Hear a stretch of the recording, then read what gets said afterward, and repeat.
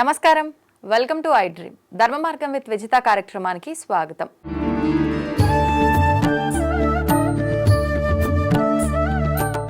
ముందుగా ప్రేక్షకులందరికీ భోగి, మకర సంక్రాంతి, కనుమ శుభాకాంక్షలు. మనకు సంక్రాంతి రాబోతోంది. సంక్రాంతి అనగానే మనందరికీ గుర్తొచ్చేది మొదటి రోజు భోగి రోజు భోగి పళ్ళు పోస్తారు పిల్లలకు అని చెప్పి. ఎందుకు ఈ భోగి పళ్ళ ఆచారం ఎప్పటి నుంచి వచ్చింది, అసలు ఎందుకు వచ్చింది, దీని విశిష్టత ఏంటి, దీని వెనకాల ఆంతర్యం ఏంటి తెలుసుకునే ప్రయత్నం చేద్దాం. దీనితో పాటు రెండవ రోజు మకర సంక్రాంతి, కనుమ, ఈ 2 రోజుల్లో కూడా ఎటువంటి విధి విధానాలు ఆచరించాలి. ముఖ్యంగా మనకు గంగిరెద్దులు అని చెప్పి సంక్రాంతి అనగానే ముగ్గులు, పిండి వంటలు రకరకాలుగా మాట్లాడుకుంటూ ఉంటాము. ముఖ్యంగా కోడి పందాల్లో చాలామంది ఇంట్రెస్ట్ చూపిస్తూ ఉంటారు. అసలు ఏంటి ఈ గంగిరెద్దులు, హరిదాసులు, కోడి పందాలు అనేది నేను విన్నంత వరకు పండక్కి దీనికి సంబంధం లేదు అని చెప్పి, కానీ మనకు జంతువులకి సంబంధం ఉంది అని తెలియజేయడం కోసం వాటిని మనలో కలుపుకొని ఆ పండగ వాతావరణం జరుపుకునే విధంగా ఉండడం కోసమే ఈ ఆచారాన్ని పాటిస్తున్నాము అని చెప్పి కొంతమంది చెప్తూ ఉంటారు. ఇదంతా నిజమేనా? అసలు ఎందుకు వీటిని కూడా ఈ పండుగలో ఒక భాగంగా నియమించబడింది? ఎలాంటి మంచి మంచి విషయాలు ఇప్పుడు గురుగారితో మాట్లాడి తెలుసుకునే ప్రయత్నం చేద్దాం. ప్రస్తుతం మనతో పాటు ఉన్నారు ప్రముఖ ఆధ్యాత్మికవేత్త, గాయత్రి పీఠాధిపతులు ఇటికరాళ్ళ సుబ్రహ్మణ్య శర్మ గారు. ఇప్పుడు వారితో మాట్లాడి తెలుసుకునే ప్రయత్నం చేద్దాం. నమస్కారం గురుగారు. నమస్కారం అమ్మా. గురుగారు, సంక్రాంతి అనగానే మనకు భోగి, మకర సంక్రాంతి, కనుమ, ఈ 3 రోజులు కూడా విధి విధానాలు ఆచరిస్తూ ఉంటారు ప్రత్యేకంగా. సంక్రాంతి అనగానే స్నానాలకు కానీ, లేదు అంటే పిండి వంటలకు కానీ, ప్రతి ఒక్కటి దేనికది ప్రత్యేకమైనగానే ఉంటాయి. ముఖ్యంగా భోగి అనగానే భోగి పళ్ళు పోసే సాంప్రదాయం ఉంటుంది. ఇది అందరూ జరుపుకునేదా? అసలు ఈ సాంప్రదాయం ఎక్కడి నుంచి వచ్చింది, ఏంటి? సంక్రాంతి రోజు ఎటువంటి విధి విధానాలు ఆచరించాలి? కనుమ అనగానే గోవులను పూజిస్తారని చెప్పి అంటూ ఉంటారు. నిజంగా ఈ గోవులని పూజిస్తారా? ఈ సాంప్రదాయం ఎటు నుంచి వచ్చింది? ఇలాంటి మంచి మంచి విషయాలు కూడా మా అందరి కోసం తెలియజేయండి. తప్పకుండా. ముందుగా ప్రేక్షకులందరికీ కూడా భోగి, సంక్రాంతి, కనుమ, ముక్కనుమ శుభాకాంక్షలు. అయితే ముందుగా భోగి పండుగ. అసలు ఈ భోగి పండుగ అంటే ఏంటి, అసలు ఏం చేసుకోవాలి, మనం ఏం చేసుకుంటున్నాం, ఇందులో ఉండేటటువంటి విశేషం ఏమిటి, రహస్యం ఏమిటి అనే విషయాలు మనం తెలుసుకునే ప్రయత్నం చేద్దాం. అయితే సాధారణంగా ఈ భోగి, సంక్రాంతి పండుగలన్నీ కూడా మనకి చాలా విశేషమైనటువంటి ఆనందంతో కూడుకున్నటువంటి పండుగలు. ఇవి ముఖ్యంగా ఎక్కడ కనపడతాయి మనకి అంటే కనుక భారతదేశం అంతా ఎక్కువ కనపడవు. ముఖ్యంగా తెలుగునాట చేసుకునేటటువంటి పండుగలు విశేషంగా. అందులోనూ ఆంధ్ర ప్రాంతంలోను, కోస్తాంధ్ర ప్రాంతంలోను, ముఖ్యంగా తూర్పు పశ్చిమ గోదావరి జిల్లాల్లోనూ ఇంకా ఎక్కువగా విశేషంగా ఈ పండుగలు చాలా గొప్పగా జరుపుకుంటూ ఉంటారు. అయితే ఇవి సాంప్రదాయ పండుగలు. సాధారణంగా పండుగలు మనకు చాలా రకాలు ఉంటాయి. ఏమేమిటి? దీపావళి పండుగ ఉంటుంది, శివరాత్రి పండుగ ఉంటుంది, ఉగాది పండుగ ఉంటుంది, శ్రీరామనవమి ఉంటుంది. అవన్నీ ఏమిటి అంటే అవన్నీ కూడా ఆధ్యాత్మిక పండుగలు. అంటే దేవతారాధనతోటి, ఉపవాసాలతోటి, నియమనిష్టలతోటి చేసుకునేటటువంటి పండుగలు. ఇది అలా కాదు, ఇది భోగాన్ని అనుభవించేటటువంటి పండుగ, అలాగే సాంప్రదాయ పండుగ. ఇక్కడ మనకి ఈ పండుగలో దేవతారాధన, దేవుడికి సంబంధించినటువంటి విషయాలు కాకుండా మనిషికి సంబంధించినటువంటి భోగాలు అనుభవించేటటువంటి రోజుగా, ఒక రకంగా చెప్పాలంటే హ్యాపీ డే, హాలిడే. అందరూ కూడా సంతోషంగా గడిపి కడుపు నిండా తిని శుభ్రమైన బట్టలు కట్టుకుని కుటుంబ సభ్యులతోటి, స్నేహితులతోటి సంతోషంగా గడిపేటటువంటి రోజు ఏదైనా ఉంది అంటే కనుక ఈ యొక్క భోగి పండుగ. అయితే ఈ భోగి పండుగ రోజున ఏమేమి చేసుకుంటాం అన్నట్లయితే కనుక మనందరికీ తెలుసు, ఖచ్చితంగా కొత్త బట్టలు వేసుకోవడం. దాంతోపాటుగా ఇంటికి అల్లులని, కూతుర్లని, లేదా అక్క చెల్లెలని, తోడబుట్టినటువంటి వాళ్ళని, ఆడబొడుచుల్ని, అలాగే స్నేహితుల్ని అందరినీ కూడా ఆహ్వానించి ఆ రోజు చక్కగా కడుపు నిండా పంచపక్ష పర్వాణాలు కూడా వండించుకుని చక్కగా తింటారు. అలాగే అందరితో కలిపి సంతోషంగా కాలం గడుపుతారు, కష్ట సుఖాలు పంచుకుంటారు, అలాగే ఉల్లాసంగా, సంతోషంగా, కోలాహలంగా గడుపుతారు. అసలు ఈ పండుగలన్నీ ఎప్పుడు ప్రారంభమవుతాయి అంటే కనుక మనకి ధనుస్సంక్రమణ దినం. అంటే మనం ఏదో అనుకుంటాం పండుగలంటే ఈ 4 రోజులే అనుకుంటాం, కాదు. అసలు పండుగలు మనకి నెల్లాళ్ళు పండుగలు ఇవి. అందుకనే మనకి ధనుర్మాసం ప్రారంభం అంటారు. అంటే సూర్యుడు ధనుస్సులోకి ప్రవేశించినప్పటి నుంచి ప్రారంభమవుతాయి ఇవి. దీన్ని మకర సంక్రాంతి అని పిలుస్తుంటారు. కారణం మన అందరికీ మకర సంక్రాంతి తెలుసు, కానీ మకర సంక్రాంతి అంటే ఏమిటి అంటే కనుక సూర్యుడు మకర రాశిలోకి ప్రవేశించిన రోజు అని, అప్పటి నుంచి ఉత్తరాయణ పుణ్యకాలం ప్రారంభమవుతుంది అని. అయితే సూర్యుడు మకరంలోకి ప్రవేశించిన రోజే కాకుండా ఈ ప్రతి నెలా కూడా ఒక్కొక్క రాశిలోకి ప్రవేశం చేస్తూనే ఉంటాడు. కాకపోతే ఈ మకరంలోకి ప్రవేశించిన తర్వాత కాలంలో మార్పులు వస్తాయి, సూర్యుడి యొక్క గమనంలో మార్పు వస్తుంది. కాబట్టి ఇది ప్రత్యేకం, మనకి చాలా విశేషం. దాని గురించి మనం తర్వాత తెలుసుకుందాం. అయితే మనకి ఈ పండుగలు ఎప్పుడు ప్రారంభమవుతాయి అనుకున్నాం అంటే ధనుస్సులోకి సూర్యుడు ప్రవేశించాక, దాన్నే ధనుర్మాసం అన్నారు, ధనుస్ సంక్రమణ దినం. అప్పటి నుంచి ప్రారంభమవుతాయి. ఎందుకంటే మనకి చాలా శాతం డిసెంబర్ 15-16 తారీఖుల్లో మనకి ధనుర్మాసం ప్రారంభమవుతుంది. చాలామంది తిరుప్పావై ఇంట్లో ధనుర్మాసం పూజలు చేసుకుంటూ ఉంటారు. అప్పటి నుంచి పండగ నెల పట్టేరు అంటారు. పల్లెటూరులోకి వస్తే తెలుస్తుంది, ఇక్కడ పండగ నెల పట్టేరు అంటారు. అంటే పండగ ప్రారంభమైందని అర్థం. అప్పటి నుంచి ఏం చేస్తారు అంటే పండగలకి ప్రిపేర్ అవుతారు. ఏ రకంగా అంటే అప్పటి నుంచి ఇల్లంతా శుభ్రం చేసుకోవడం, ఇంటికి సున్నాలు వేసుకోవడం, అందరినీ పిలుచుకోవడం, అలాగే ఇంట్లో ఉండేటటువంటి సామాన్లన్నీ శుభ్రంగా తోమేసుకోవడం, ఇల్లంతా శుభ్రంగా కడిగేసి ముగ్గులు పెట్టేయడం, అలాగే కొత్త బట్టలు కొనుక్కోవడం, ముఖ్యంగా పిండి వంటలు తయారు చేయించుకోవడం, జంతువులు, చెక్కిలాలు, అరిసెలు రకరకాలు అన్నీ తయారు చేసుకోవడం, ఇవన్నీ సిద్ధం చేసుకోవడం. అలాగే ప్రతిరోజు కూడా ఖచ్చితంగా చేసేటటువంటి ఒక పని ఏమిటంటే కనుక ముగ్గులు పెట్టడం. ముఖ్యంగా ఈ నెలల్లో ముగ్గులు పెడతారు. ముగ్గులు పెట్టి అందులో గొబ్బెమ్మలు అని పెడతారు. అయితే ఈ గొబ్బెమ్మలు పెట్టడంలో ఉండే రహస్యం ఏమిటి, ముగ్గులు పెట్టడంలో ఉండే రహస్యం ఏమిటి అంటే కనుక సాధారణంగా మార్గశిర మాసంలో ప్రారంభం అవుతుంది ఈ యొక్క ధనుస్ సంక్రమణం. అంటే మార్గశిర మాసం అంటే ఏమిటి, లక్ష్మీ మాసము అని. లక్ష్మీదేవి ఎక్కడుంటుంది అంటే కనుక గోవు యొక్క సంపూర్ణమైనటువంటి శరీరం అంతా కూడా లక్ష్మీ స్వరూపమే. కాబట్టి ముఖ్యంగా గోమలంలో విశేషంగా లక్ష్మి ఉంటుంది అని. కాబట్టి ఆ గోగి పిడకలు ఏవైతే ఉన్నాయో లేదా ఆ యొక్క ఆవు పేడ నుంచి వచ్చినటువంటివి ఏవైతే గొబ్బెమ్మలు ఉన్నాయో ఆ ఆవు పేడ ద్వారా గొబ్బెమ్మలు పెట్టి ముగ్గు మధ్యలో వాటి చుట్టూ గొబ్బెమ్మలు అంటూ అనేక రకాల పాటలు పాడుకుంటూ ప్రదక్షిణాలు చేస్తూ సంతోషంగా కాలం గడుపుతూ అలాగా నెల్లాళ్ళు పాటు కూడా గొబ్బెమ్మలు పెట్టి ఆ గొబ్బెమ్మలని గోడకి కొట్టి పిడకలుగా తయారు చేసి ఆ పిడకలని దండగా గుర్చి అవన్నీ దాచుకుని ఆ యొక్క భోగి రోజున ఆ భోగి మంటలో వేస్తారు. అంత ప్రాశస్త్యం. అంచేత నెలల ముందర నుంచి కూడా ఈ పండుగ ప్రారంభం అవుతుంది. అప్పటి నుంచి కూడా పండుగే మనకి. రోజు ముగ్గులు పెట్టుకోవడం, ఈ గొబ్బెమ్మలు పేరంటాలు చేసుకోవడం, ఆఖరికి ఆ రకంగా నెల్లాళ్ళు పూర్తయిన తర్వాత భోగి రోజు వచ్చిన తర్వాత భోగి మంట వేసి ఆ భోగి మంట వేయడంలో కూడా చాలా ప్రాశస్త్యం ఉంది. ఇదేదో మామూలు మంట కాదు, ఇది ఏదో ఒక అద్భుతమైనటువంటి దేవతాపరమైనటువంటి అంశతో కూడుకున్నటువంటి జ్వాలగా భావించి వేస్తారు. వేసి అందులో మనం ఏం వేయాలి, కలప అంటే కనుక ఏదో మనకి పనికి మాలినటువంటి వస్తువులన్నీ పట్టుకొచ్చి అందులో వేయడం కాదు. ముఖ్యంగా పూర్వకాలం ఏమిటంటే కనుక ప్రతిదీ కూడా చెక్కతో కూడుకున్నటువంటి గృహాలు ఉండేవి. పెంకుటిల్లులు కానీ లేకపోతే రకరకాల ఇల్లులు ఉండేవి. వాటిల్లో ఏమిటి, ఏదో ఒక పుచ్చు పట్టడమో చెద పట్టడమో ఏదో ఒక రకరకాల వాటి వల్ల కొన్ని రకాల గుమ్మాలు తీసేయవలసి రావడమో రకరకాలవన్నీ అట్టే పెట్టుకునేవారు. అవన్నీ కూడా ఏంటి, ఇప్పుడు గడపలు ఉన్నాయనుకోండి, అవి లక్ష్మీప్రదం, అవి తొక్కకూడదు, ఎక్కడ పడితే అక్కడ పాడేయకూడదు అని చేత అలాంటివన్నీ కూడా దాచిపెట్టుకుని ఈ భోగి రోజు వచ్చిన తర్వాత భోగి మంటలో వేసి తద్వారా ఆ యొక్క భోగి మంటను కాల్చేవారు. అలాగే అందులో ఈ గోగి పడకలు ఏవైతే ఉన్నాయో అంటే నెల్లాళ్ళు కూడా గొబ్బెమ్మలు పెట్టినటువంటివి అవన్నీ ఆ గోగి పడకలు అందులో వేస్తే తద్వారా వచ్చినటువంటి బూడిద ఏదైతే ఉందో, భస్మం ఏదైతే ఉందో అది చాలా విశేషం. అది చిన్నపిల్లలకు పెట్టడం వల్ల వాళ్ళకి ధూళులు గాళ్ళు రకరకాల ప్రభావాలన్నీ పోతాయి అని ప్రాశస్త్యం. అంత విశేషం ఉంది. అలాగే అందులో భోగి మంటలో మూలికాపరమైనటువంటి ఏవైతే బెరడలు ఉంటాయో అవన్నీ పట్టుకొచ్చి వేసేవారు.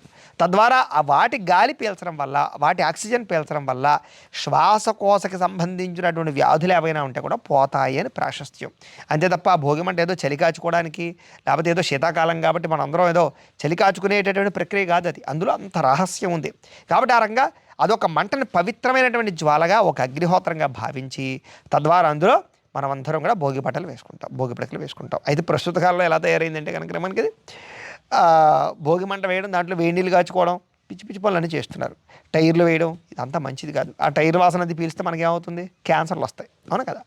అంచేది ఏంటంటే అలా కాకుండా సాంప్రదాయబద్ధంగా చేసుకోవాలి పండుగ. ఆ భోగి మంటలో ఉండేటటువంటి విశేషం ఇది. సరే, పొద్దున్నే భోగి మంట వేస్తాం, శుభ్రంగా తెల్లవారుజామునే లేస్తాం, తలస్నానము చేస్తాం, కొత్త బట్టలు కట్టుకుంటాం. ముఖ్యంగా కట్టుకున్న తర్వాత బంధువుల్ని మిత్రుల్ని అందరినీ పిలుచుకుని వస్తాం, వాళ్ళందరితోటి సంతోషంగా కాలం గడుపుతాం. ఆ రోజంతా ఆటలతోటి పాటలతోటి సరదాలతోటి సంతోషాలతోటి కాలం గడుపుతాం. ఇష్టమైనటువంటి ఆహారాలు భుజిస్తాం, ముఖ్యంగా పంచపక్ష పర్వాణాలు భుజిస్తాం, వాళ్ళందరితో సంతోషంగా గడుపుతాం. ఇదంతా అయిన తర్వాత ప్రతి ఇంట్లోనూ కూడా చిన్నపిల్లలు సాధారణంగా ఉంటారు. లేకపోతే కనుక ఎక్కడో ఒకక్కడ చిన్నపిల్లలు ఉన్న చోట భోగి పళ్ళు అని పేరంటం పెడతారు. ఇది చాలా విశేషం. ఈ భోగి రోజునే పెడతారు. కారణం ఏమిటి అంటే ఈ భోగి పళ్ళు పొయ్యడానికి భోగి రోజుకి ఉండేటటువంటి రహస్యం ఏమిటయ్యా అన్నట్లయితే కనుక ఆ రోజు ముఖ్యంగా ఈ భోగి పళ్ళు పిల్లల మీద వేయడం వల్ల వాళ్ళకు ఉండేటటువంటి అనేక రకాల దోషాలు తొలుగుతాయి, బాలారిష్ట దోషాలు తొలుగుతాయి. సాక్షాత్తు విష్ణుమూర్తి స్వరూపంగా పిల్లలను భావించి ఆ భోగి పళ్ళని అభిషేకం చేస్తారు. దీనికి పురాణాంతర్గతంగా కూడా చిన్న వృత్తాంతం ఉంది. ఏమిటా వృత్తాంతం అంటే పూర్వకానొక సమయంలో దేవతలందరికీ కూడా కొన్ని దేవతాపరమైనటువంటి శక్తులు కావలసి వచ్చాయి. అవి కావాలంటే అవి ఎవరివ్వగలగాలి అంటే కనుక పరమేశ్వరుడి నుంచి రావాలి. కాబట్టి పరమేశ్వరంతటి వాడి దగ్గర నుంచి ఆ శక్తులు రావాలి అంటే కనుక వాళ్ళ తపశ్శక్తి సరిపోక వాళ్ళందరూ కూడా విష్ణుమూర్తి దగ్గరికి వెళతారు. వెళ్ళి విష్ణుమూర్తిని ప్రార్థన చేస్తారు, అవయ్యా ఈశ్వరానుగ్రహంతో మాకు కొన్ని రకాల శక్తులు కావాలి అని చేత ఆ శక్తులు మాకు వచ్చేలాగా నువ్వు ఈశ్వరుని నువ్వే ప్రార్థన చేయగలవు, మా వల్ల అవ్వటం లేదు అని వాళ్ళందరూ కూడా విష్ణుమూర్తి దగ్గరికి వెళ్ళి ప్రార్థన చేస్తారు. అప్పుడు విష్ణుమూర్తి వారు ఏం చేశారు అంటే కనుక బదరీ క్షేత్రంలో, మనందరికీ తెలుసుగా బద్రీ క్షేత్రం అంటాం, చారుధాంలో ఒక అద్భుతమైనటువంటి క్షేత్రం. అక్కడ ఇవేవైతే ఈ రేగిపళ్ళు చెట్లు ఉంటాయో ఆ రేగిపళ్ళు చెట్ల దగ్గర వాటిని బదరిక ఫలాలు అంటారు వాటిని, అందుకనే వాటిని బదరీ వృక్షాలు అంటారు అక్కడ. అందుకనే బదరీ వృక్షాలన్నీ ఉన్నాయి కాబట్టి వాటి పేరు బదరీ క్షేత్రం అయింది, అది బదరికా క్షేత్రం అయింది. అంచేత ఆ బదరికా వృక్షాల సమీపంలో ఉండేటటువంటి వనంలో బదరీ క్షేత్రంలో ఆయన తపస్సు చేశాడు పరమేశ్వరుడి గురించి. అప్పుడు తపస్సు చేస్తే సాక్షాత్తు పరమేశ్వరుడు ప్రత్యక్షమై విష్ణుమూర్తి ద్వారా దేవతలందరికీ కూడా అనేక రకాల వరాల అనుగ్రహాన్ని ఇచ్చాడు, శక్తుల అనుగ్రహాన్ని చేశాడు. అంచేత విష్ణుమూర్తి వల్ల వాళ్ళకి అలాంటి శక్తులు కలిగాయి కాబట్టి, అలాంటి అనుగ్రహం కలిగింది కాబట్టి వాళ్ళందరూ విష్ణుమూర్తి చేసిన పనికి సంతోషించి వాళ్ళందరూ ఏం చేశారంటే ఆ బద్రికా క్షేత్రంలో ఉండేటటువంటి రేగిపళ్ళు ఎర్రగా అద్భుతంగా ఉంటే ఆ రేగిపళ్ళన్నీ కోసుకొచ్చి ఆ రేగిపళ్ళతోటి విష్ణుమూర్తికి అభిషేకం చేశారు.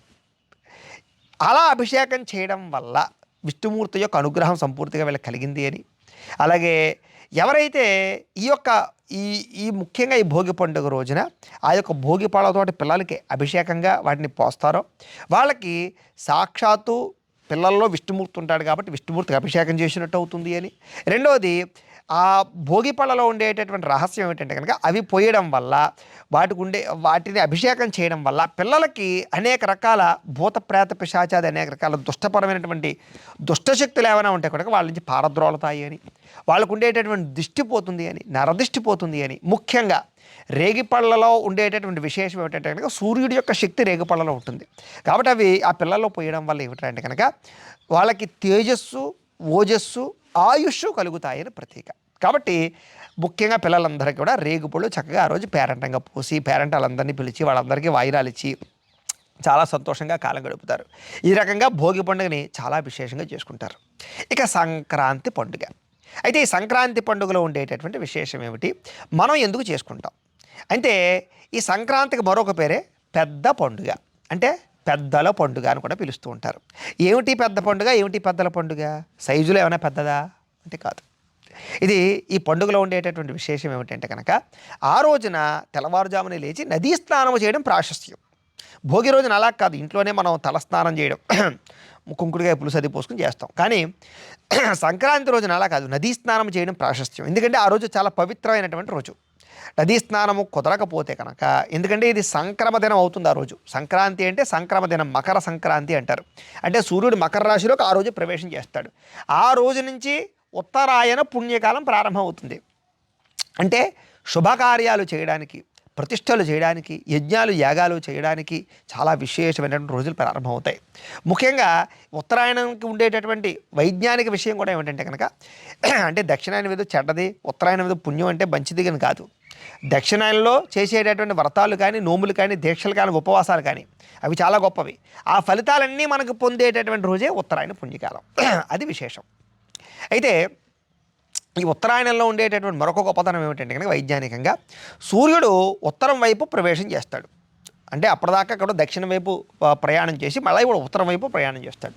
దక్షిణం వైపు ప్రయాణం చేసి అంతసేపు సమయము కూడా ఏంటంటే కనుక యమద్రమష్ట్ర కాలం అంటారు. అంటే రోగాలు పెరిగేటటువంటి కాలం. ముఖ్యంగా వర్షాకాలము, శీతాకాలం అంతా కూడా మనకి అనేక రకాల రోగాలు, రుగ్మతలు, సూక్ష్మపరమైనటువంటి బ్యాక్టీరియాలు, ఫంగస్లు, వైరస్లు ఇవన్నీ పుట్టుకొస్తాయి. అవన్నీ వర్ధిల్లుతాయి అన్నమాట. ఎప్పుడైతే ఉత్తరాయణ పుణ్యకాలం ప్రారంభమవుతుందో సూర్యుడు తాపం పెరుగుతుంది. అప్పటి నుంచి సూర్యుడి యొక్క శక్తి పెరుగుతుంది. తద్వారా వేడి ఉష్ణోగ్రత పెరుగుతాయి. తద్వారా ఏమిట్రా అంటే కనుక భూమి మీద ఉండేటటువంటివి ఏవైతే అనేక రకాల సూక్ష్మక్రిములు కానీ, బ్యాక్టీరియాలు కానీ, వైరస్లు కానీ, ఫంగస్లు కానీ అవన్నీ కూడా నిర్మూలించబడి ఆరోగ్యం కలుగుతుంది అని. అంచేత మనకి ఆరోగ్యాన్ని ప్రసాదించేటటువంటి కాలం ప్రారంభమయ్యేటటువంటి మాసము లేదా ఆ పరిస్థితి కాబట్టి ఉత్తరాయణ పుణ్యకాలం చాలా విశేషమని వైజ్ఞానికంగా చెప్పారు. ఇది విశేషం. అయితే ఉత్తరాయణ పుణ్యకాలం ప్రారంభమైంది కాబట్టి ముఖ్యంగా ఈరోజు మహాపర్వదినం అవుతుంది, సంక్రమదినం అవుతుంది. కాబట్టి ఈరోజు ముఖ్యంగా దానము చేసిన, ధర్మము చేసిన, పుణ్యము చేసిన కోటి రెట్ల ఫలితం. కాబట్టి ఈరోజు ఏం చేస్తామంటే పెద్దలకి తర్పణాలు ఇవ్వడం, పితృ కార్యాలు చేయడం, పెద్దలకి దాన ధర్మాది కార్యక్రమాలు లేదా స్వయంపాక దానాలు చేయడం, ఇవన్నీ కూడా చేయడం చాలా ప్రాశస్త్యం. కాబట్టి పొద్దున లేచి ఏం చేస్తామంటే కనుక తలస్నానం కానీ నదీ స్నానం కానీ చేసి ఇంట్లోనే ముఖ్యంగా బ్రాహ్మణులు పిలుచుకొచ్చి వాళ్ళకి వాళ్ళ పెద్దల పేర్లు చెప్పి స్వయంపాకాలు ఇచ్చుకుని దాన ధర్మాలు చేసి పితృతర్పణాలన్నీ చేసుకుంటారు. ఇది పొద్దున్నే చేసేటటువంటి కర్మ. తర్వాత ఇంట్లో దేవతార్చన పూజా కార్యక్రమాలు అలవాట్లు ఉన్న వాళ్ళు చక్కగా చేసుకుంటారు. చేసుకున్న తర్వాత ఈరోజు ముఖ్యంగా గారెలు వండుతారు. మాషములు అంటారు వాటిని. కారణం ఏమిటి? మినుముకు సంబంధించిన పదార్థాలను కూడా వండుకు తినాలి అని. అవి ముఖ్యంగా పితృదేవతలకు ఇష్టమైనటువంటివి. కాబట్టి ఆ రోజు ముఖ్యంగా గారెలు, బూర్లు, రకరకాలు పిండి వంటలు ఇవన్నీ వండుకుని అవన్నీ కూడా పితృదేవతలకు నైవేద్యంగా సమర్పణ చేసి, అలాగే బ్రాహ్మణులతోటి కానీ లేకపోతే ఇంట్లో ఉండేటటువంటి చుట్టాలతోటి కానీ బంధువులతోటి కానీ చాలా ప్రశాంతంగా భోజనం చేస్తారు. చేసి అందరితో కలిపి సంతోషంగా కాలం గడుపుతారు, కొత్త బట్టలు వేసుకుంటారు. అలాగే పితృదేవతను ఉద్ధరించబడి వాళ్ళు కూడా ఉద్ధరించబడతారు. ఇది సంక్రాంతి రోజు చేసేటటువంటి విశేషం. అయితే ఈ సంక్రాంతి రోజున చాలా విశేషాలు ఉంటాయి సాంప్రదాయబద్ధంగా. అంటే ఏమేమి ఉంటాయి అంటే కనుక ముఖ్యంగా గంగిరెద్దులకి సంబంధించినటువంటి వేషాలు వేసుకుని చాలామంది ఇళ్ళకి వస్తారు. అయితే దీనికి గంగిరెద్దులకి సంబంధం ఏమిటి అంటే కనుక ఇందాక చెప్పుకున్నాం కదా మనం, ఈ పండుగ సాంప్రదాయ పండుగ. అంటే ప్రకృతికి మనుషులకి అభినాభావాన్ని కలిగించేటటువంటి పండుగ. పూర్వకాలంలో ప్రతి ఒక్కళ్ళు కూడా ప్రకృతి మీద ఆధారపడి బతికేటట్టున్నారు. అంటే ఇప్పుడు ప్రకృతి మీద ఆధారపడలేదా అంటే బతుకుతున్నాం, కానీ యంత్రాల మీద ఎక్కువ ఆధారపడుతున్నాం. గాలి కావాలంటే మనం సహజ సిద్ధంగా మనకు వచ్చే మొక్కల నుంచి కాకుండా ఆక్సిజన్ ప్యూరిఫైర్లు పెట్టుకుని బతికే పరిస్థితికి వచ్చేసాం. చూడండి, ఇలాంటి చెట్లు దగ్గర కూర్చుంటే ఎంత మంచి ఆక్సిజన్ కలుగుతుంది మనకి. అయితే ఇలాంటి చెట్లు పెంచుతున్నామా మనం అంటే లేదు, తుంచుతున్నాం. సరే, ఏది ఏమైనా కూడా ప్రకృతికి మనకి సంబంధం, పక్షులకి మనకి సంబంధం, అలాగే జంతువులకి మనకి సంబంధం. అంచేత మనం అందరం పూర్వకాలం వ్యవసాయం చేసేటటువంటి వాళ్ళమే. ఈ యంత్రాలు, పరికరాలు, కంప్యూటర్లు లేని కాలంలో అందరూ వ్యాపారము లేదా వ్యవసాయము, ఈ రెండు తప్ప ఇంకోటి ఏమీ లేవు కదా. అంచేత వ్యవసాయం చేసేటటువంటి సమయంలో వ్యవసాయానికి ఆధారభూతం ఎవరు అంటే కనుక ఒకటి ఆవులు, రెండు ఎద్దులు. ఆవులు ఎందుకు అంటే కనుక వాటి నుంచి వచ్చేటటువంటి పేడ ద్వారా వర్మీ కంపోస్ట్ తయారవుతుంది కాబట్టి అవి ఎరువు అవుతుంది కాబట్టి తద్వారా పంటలు బలంగా పండుతాయి. అలాగే క్షీరములు, అలాగే వాటి నుంచి వచ్చేటటువంటివన్నీ కూడా మనకు చాలా విశేషం. రెండోది ఏమిటి అంటే కనుక ఎద్దులు, వాటిని గంగిరెద్దులు అంటారు. వీటి వల్ల ఏంటి ప్రయోజనం అంటే భూమి దున్నాలి అంటే కనుక ఆ ఎద్దుల ద్వారానే దున్నించేవారు. అంచేత సంవత్సరం పాటు కష్టపడతాయి. అలా కష్టపడినటువంటి ఎద్దులకి ఈ సంక్రాంతి రోజున రిలీఫ్, వాటన్నిటికీ కూడా ఫ్రీడమ్ డే అనమాట. అంచేత ఏం చేస్తారంటే వాటి వల్ల మనం బతుకుతున్నాం కాబట్టి, వాటి సహాయంతో మనం బతుకుతున్నాం కాబట్టి వాటికి ఆ రోజు విశేషంగా చక్కని పచ్చగడ్డలు పెట్టి, ఎండుగడ్డి పెట్టి, చక్కని పౌష్టికాహారం అంతా పెట్టి, వాటికి చక్కని అలంకారము చేసి, వాటిని గంగిరెద్దులు అని ఒక నందీశ్వర స్వరూపంగా భావించి అవి ఊళ్ళలో తిరుగుతూ ఉంటే వాటికి సన్మానము చేసి, అలాగే వాటి ద్వారా అవి నాట్యాలు చేస్తూ ఉంటాయి. ఆ నాట్యం చేస్తూ ఉంటే ఆనందించి, సంతోషించి, ఆనందంగా వాటికి మనకి అభినాభావ సంబంధాన్ని పెంచుకొని ఆనందంగా కాలం గడుపుతారు. అంతేకాదు గంగిరెద్దు పోటీలు పెడుతుంటారు చాలా చోట్ల. కానీ ప్రస్తుత కాలంలో ఈ కోడి పందాలని, క్యాసినోలని, పేకాట్లని ఇవన్నీ వచ్చేసాయి. ఇవన్నీ అసలు సాంప్రదాయానికి సంబంధం లేవు. అవి చాలా తప్పు, ఓ పొరపాటు. వీటి ద్వారా ఆ రకమైనటువంటి సాంప్రదాయాలు, నృత్యాలు చేసేటటువంటి వారు, అలాగే కళాకారులకి చాలా శుభదనం ఈరోజు. ఎందుచేత వాళ్ళ కళలన్నీ కూడా ప్రదర్శన చేస్తూ తద్వారా డబ్బులు సంపాదించుకుంటూ ఉండేటటువంటి వారు. ఈ రకంగా ఈ యొక్క సంక్రాంతి రోజున చాలా విశేషంగా పెద్దల పండుగను చేయడం, సాంప్రదాయబద్ధంగా చేసుకోవడం, పిల్లాపాపలతో సంతోషంగా ఉండడం ఇది.